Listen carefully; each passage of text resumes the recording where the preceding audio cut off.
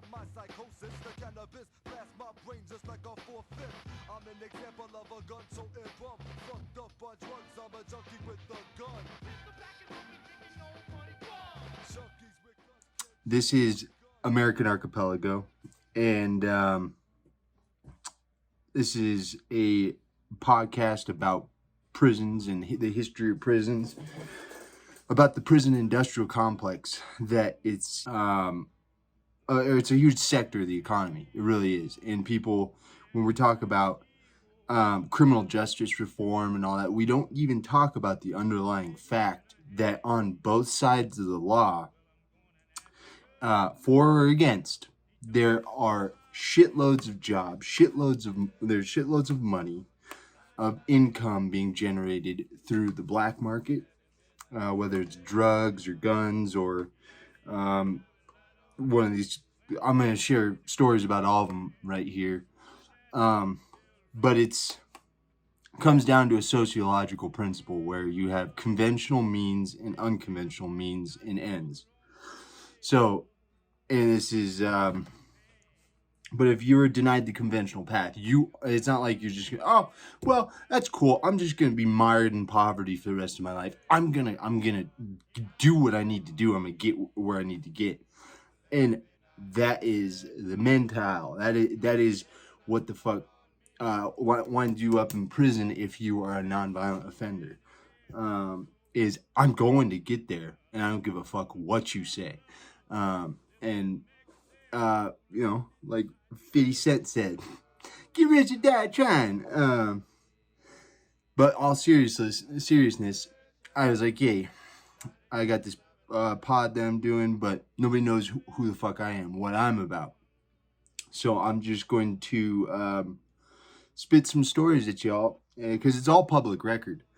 Right here I got behind me, I'm going to pull it out, but it's a federal PSI, and it breaks down plea of, what is this?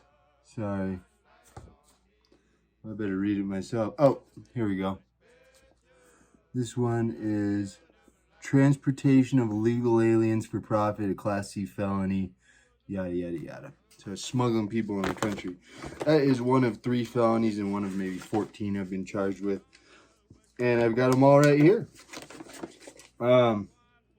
So this is the federal PSI is really like, you go in, and if you're in custody, they'll have you, see right there, it's a charge. They'll have you have an interview with a probation officer whose job it is to basically run a background check on you, way more extensive than anything that because they actually go and interview people. They call all the police departments you've had an interaction with, not only get police reports, but get some type of, extraneous narrative, like, hey, is there this so, but for most cases, just like, okay, if they've been found guilty, like, okay, possession of a controlled substance, January 17th, 2005, and I got probation. Got 5-year suspended sentence. Count 2, possession of a controlled substance. Count 4, possession and use of drug paraphernalia. Both of them were felonies. So in the explanation, it says Papillion, Nebraska. I'm going to read the explanation here. Attorney representation is unknown. Felony charges of possession of a controlled substance with intent to distribute and possession of marijuana were dismissed. According to the defendant, he was traveling with his father to Cleveland, Ohio. When he was pulled over by the police, there's 20 grams of heroin in the vehicle. Might have been, I don't remember how it was exactly weighed out, but I'm just going to tell the story about what happened. I was 16 years old. And I just want to say that was the biggest source of my suicidal guilt going farther on, was that I got my dad his first heroin. He was